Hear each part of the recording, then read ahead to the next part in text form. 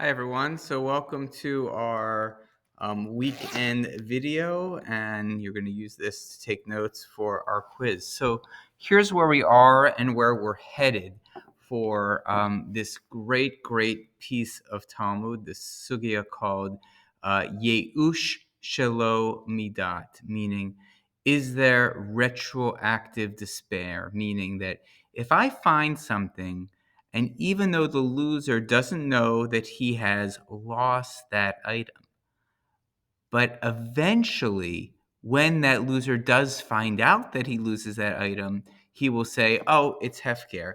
Can I take it actually now, even before he notices that it is gone?" And we talked about this a little bit in class.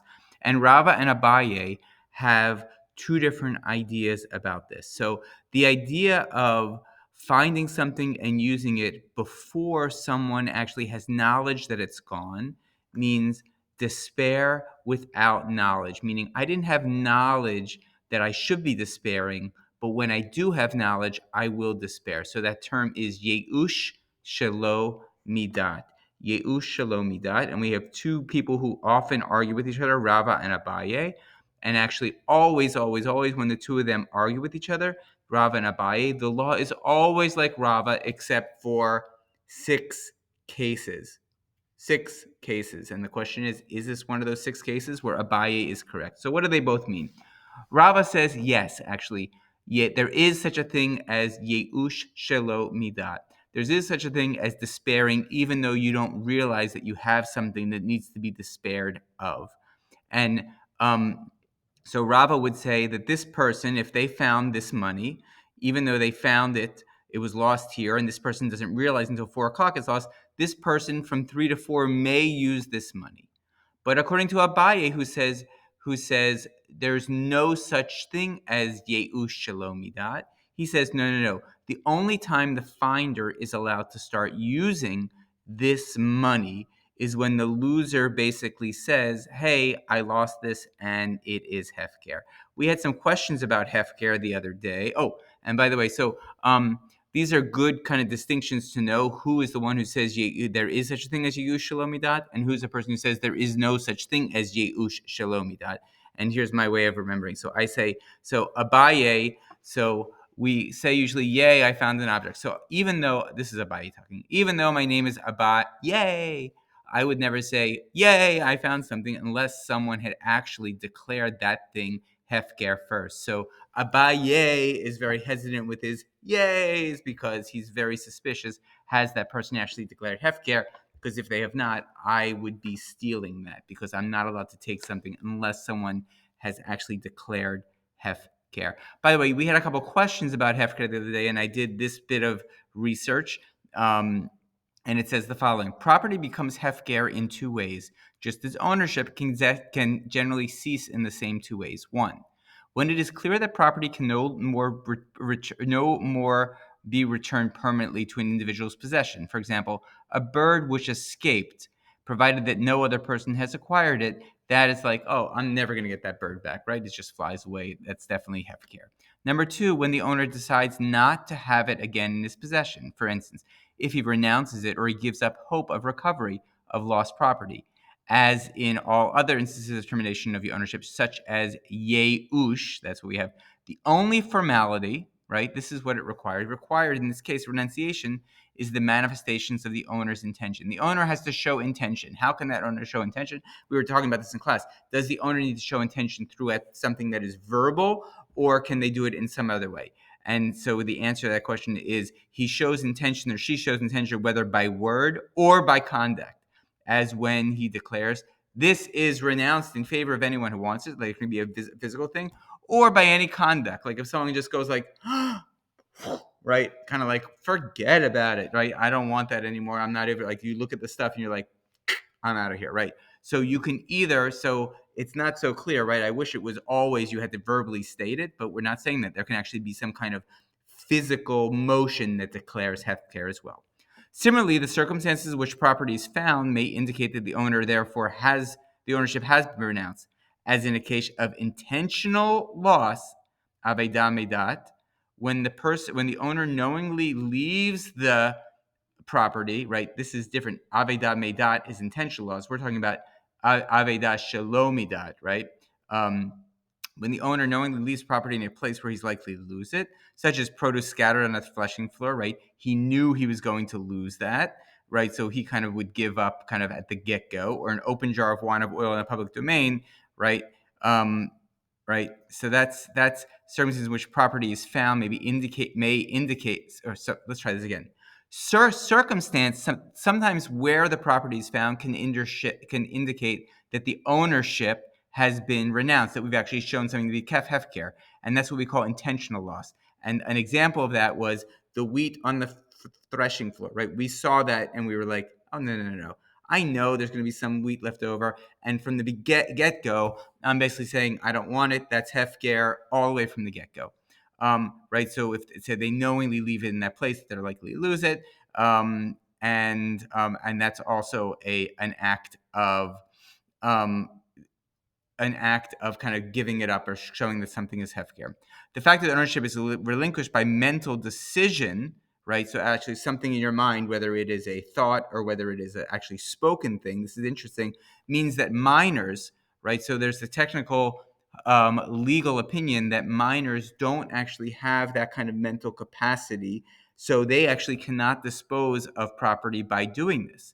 And for the same reason, right, and so we can, and also hefker created through a mistake, a fact, or under duress. Like if you're forced to say something is hefker, it's not actually hefker because it has to be something that you actually consciously propose of. And by the way, that's important because at the very end of our entire discussion of this principle of Yeush Shelo Midat, we're going to get this actual question, which is kind of really interesting, which is going to say, which is going to talk about the minor. What he's going to say, and they're going to ask the question about perhaps a tree that belonged to a minor orphan, and because they're not capable of making something hefker, therefore they can never despair of recovering those dates or something like that. So I'm just showing you, we don't have to worry about this right now, but at the end of our discussion, we're going to actually be discussing a case of a minor orphan who actually cannot actually go through the act of hefker. So that means that their stuff is never hefker, which is kind of an interesting case. Again, we don't need to really know that, but I just wanted to bring that up. All right, so here we are, everyone. We're beginning our discussion about what it is that Rava and Abaye disagree on. They don't disagree on everything, right? That's really important to know. We narrowed it down first and foremost to the fact that here's what they're going to disagree with. They're going to disagree with an item that has no siman, right?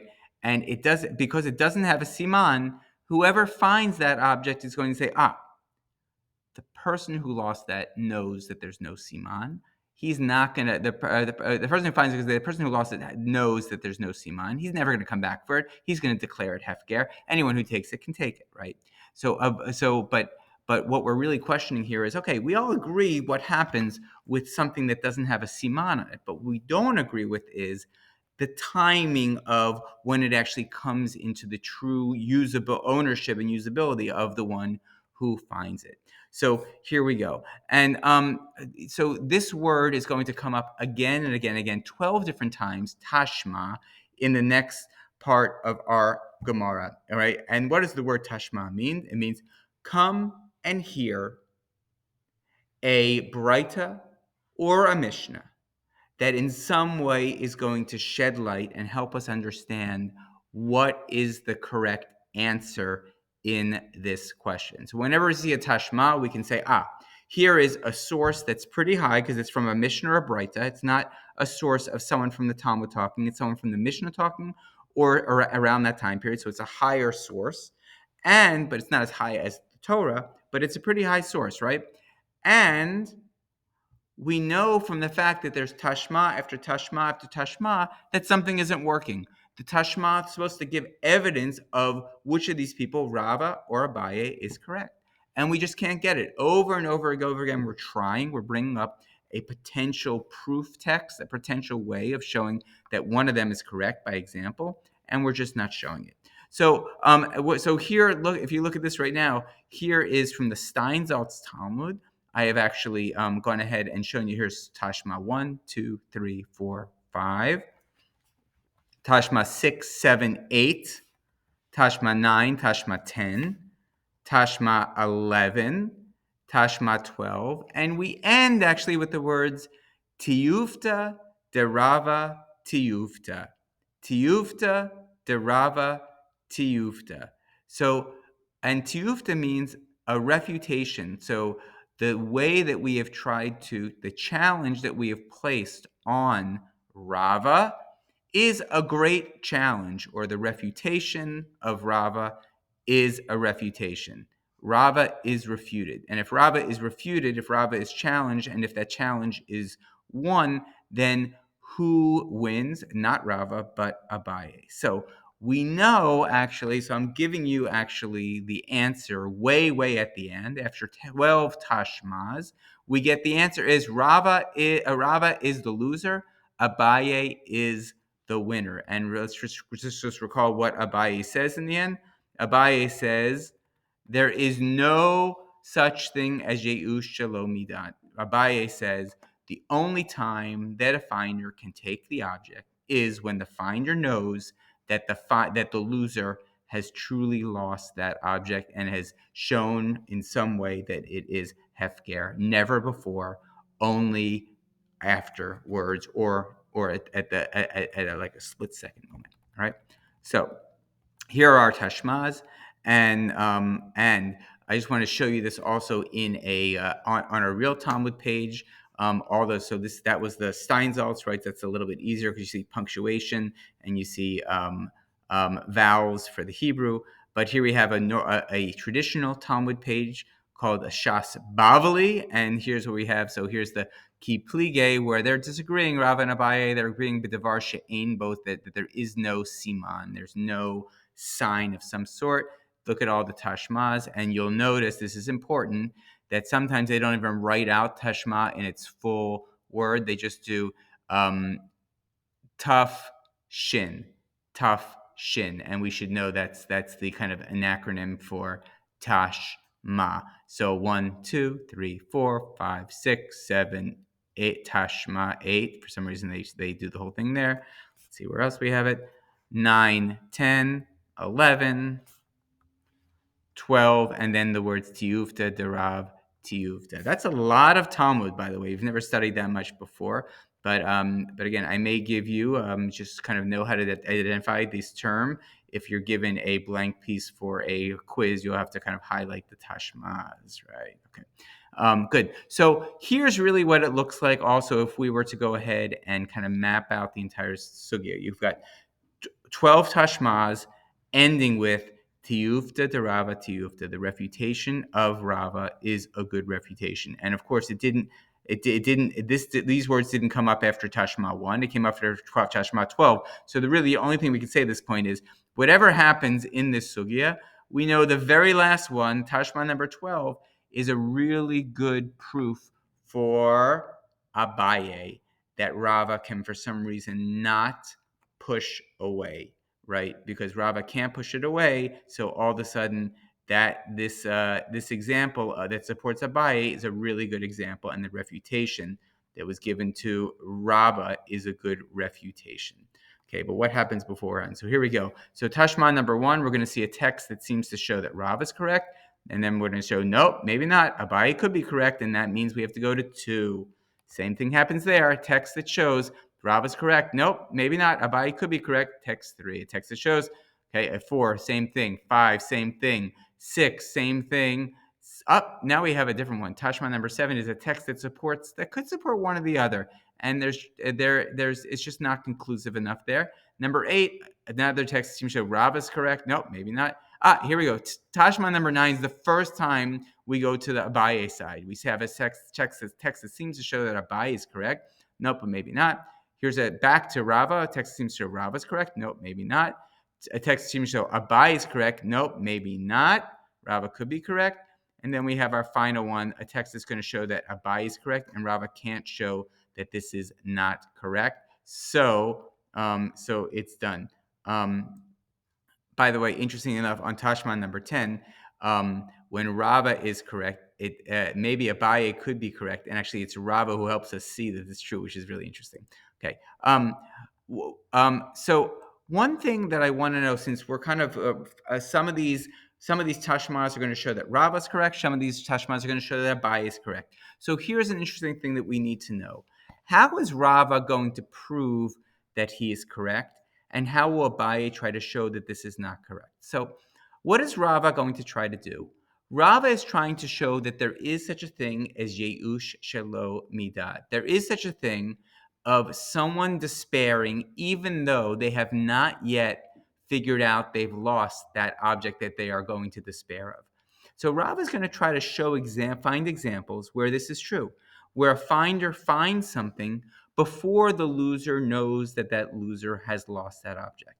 Now, that if we stopped right there, we would be like, oh yeah, actually Rava is correct. This does work. I see a finder finding and using stuff before the loser actually knows that it's gone.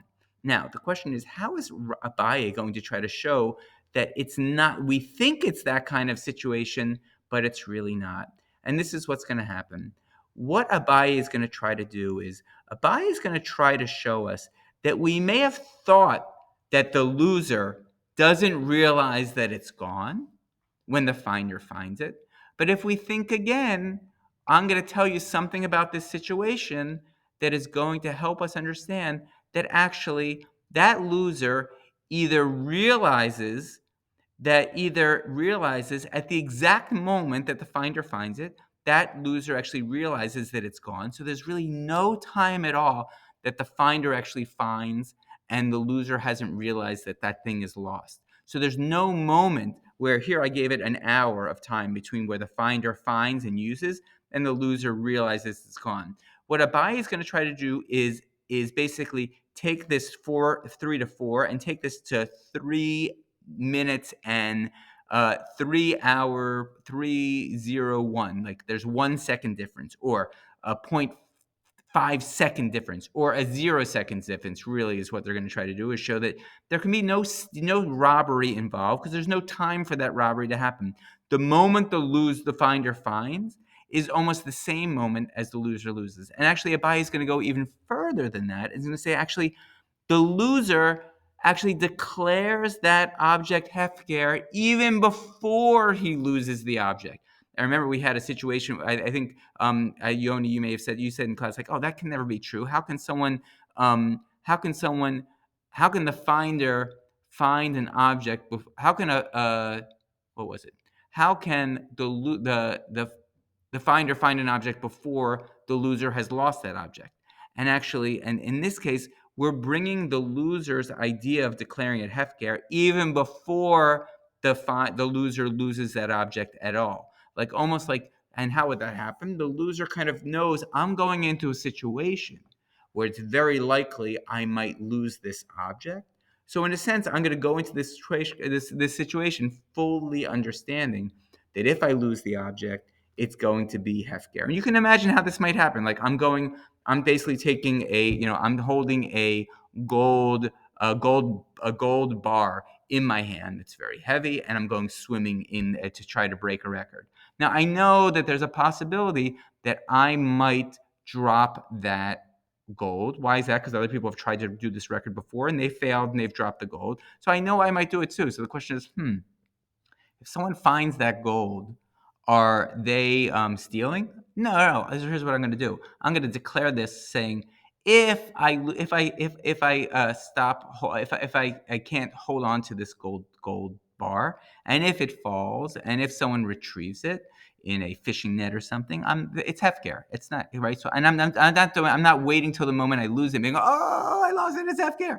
No, I'm doing that actually beforehand. So the moment I lose it, it goes into hefker mode. Right.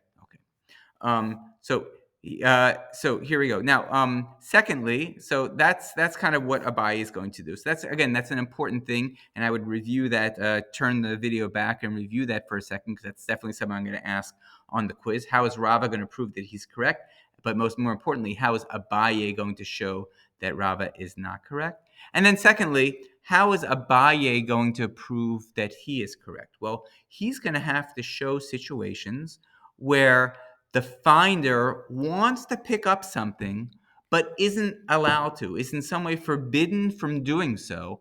And why is that? Why is the finder forbidden? Because the loser hasn't actually declared Yeush, right? So if the finder is in some way forbidden in some way from picking up an object that they seem like it's a lost object, I can pick it up. It doesn't have a seal. Oh, I should totally be able to pick it up.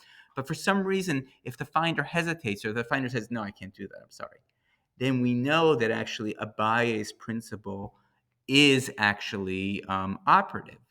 And so then the question is, how is, if that's the case, if Abaye comes up with a case like that, what is Rava going to try to do to show that that's not true? So, what are the moves that Rava can make? Well, so if Abaye says, "Hey, I've got a situation where a finder is hesitant, is kind of could have picked up something, but they don't. Why are they not picking it up? They're not picking it up because obviously they understand that they're waiting for the object to become hefker. Now, so what could Rava do? Rava could possibly say, you know what, there's another reason why that person isn't picking up the object. Maybe they're not picking up the object because it's too heavy and they're waiting for their friend to come along who is more built or more buff than they are, and can pick it up very easily. Or why are they hesitating? They're hesitating because they actually are questioning whether they're allergic to that item, because it might be, or they might not be able to eat it and they think they might have an allergic reaction, something like that. So they're going to try to kind of qualify, maybe even using the words like b'maya skino, and what's the case we're dealing with there, right? Okay, so stuff like that. All right. So interestingly enough, and again, this is not something you need to know, but it's fascinating to me that it's not just that we have this beautiful structure of all these tashmas that sometimes they try to prove Rava correct, then they try to prove Abaye correct, and at the end, one of the people is proven correct with these words tiyufta, de Rava tiyufta, they prove Abaye correct. But if you look at how it's all set up, and this is brought by actually this book right here, Talmudic Argument, a great book by Louis Jacobs, written probably 50, 60 years ago, who says if we look at actually where these the proofs come from, we'll see this beautifully constructed Mishnah. It's a piece of Talmud. It starts out by using actually our Mishnah, by using those parts of the text as the proof text. After those four, then it comes into not our Mishnah, but either other Mishnahs or something equal to a Mishnah, like a Braita, right? And a bunch of those. And then it has these two situations that are kind of like Yeush, but maybe they're not, but they're kind of like parallel types of things that if we can learn something about how that works, maybe we can apply it to Yeush. It's kind of like our situations, but maybe not really, certainly not lost and found, but some other things are going on. And then, of course, number 12 is kind of the knockout punch, the Tashma 12, Nashma punch, the knockout punch, which comes from the Torah, using the Torah as a proof text, and then kind of all nice and done. So it's kind of a neat little structure that at least showed this guy, Louis Jacobs, that, this didn't just randomly happen, a discussion like this. These were like discussions that may have happened over time. And then an editor said, let's put this together in a really beautiful fashion that goes from Mishnah to goes from our Mishnah to other Mishnahs to related ideas of Yush to kind of the knockout punch. And it's kind of like a nice little sugya. So let's begin. We're just going to begin for about 5 minutes and then we're done. Okay. So we're going to begin by looking at Tashma number 1. And of course, like I told you, it's coming right from our Mishnah. So there it is. There's that Tashma. And what are the first words? The first words are Peirot Mifu Zarin. And look at that. It comes right from our Mishnah right here. Peirot Mifu Zarin. Scattered fruit. And it says, scattered fruit, that is mitziot shelo. That is the stuff, if he finds it, he can keep it. Now, remember, we're going to use this proof text to support Rava. So here we have someone who is picking up fruits that are scattered, and they're saying it is his. Now, what is Rava going to say? Here is a proof. Look, these scattered fruits are his, but he has no idea, the finder, he's keeping it, but he has no idea if the person went ahead and called this hefker. He has no idea if this stuff is gone from him. This is a great proof to show I am correct, that there is such a thing as Yeush Shalom Midat. Why is that? Because once he does find out, of course, because that has no siman, he will go ahead and declare this hefker. All right. But at this moment, we think that maybe actually he doesn't know. He doesn't know it's scattered, right? So this seems to be a really good proof for Rava, and Abaye is going to have to say, how am I going to make this work? So this is so how does so here's the case, right? So Rava is saying, here is the case, guys. This is the case that our mission is talking about. I lost it at 1. The loser loses it at 1:30. The finder finds it at 3 o'clock and starts eating these scattered fruits. At 4 o'clock, the loser has lost it. So how come the finder is eating these fruits and keeping them? Because the finder knows that there's a principle of Yeush Shalom Midat, that the loser, when at 4 o'clock they figure out, oh, I lost the fruits, or as I was leaving the room, I must have knocked over with my elbow the bowl and it scattered all the fruits, and the finder came along and found it and started eating it. Well, of course it's hefker, right? I would never try to go back and pick that up again. No way. Either it's too much tircha or it's not chashive, right? It's not valuable. That stuff is totally hefker. So, but Rav is saying, because he's going to say that stuff is totally hefker, at 3 o'clock, the finder can start eating it. He doesn't have to wait, or she doesn't have to wait until I actually declare it hefker at 4 o'clock. That hour, I'm not and that's a pretty good proof that Rava is not correct. It's not correct. So what is Rava going to try to do?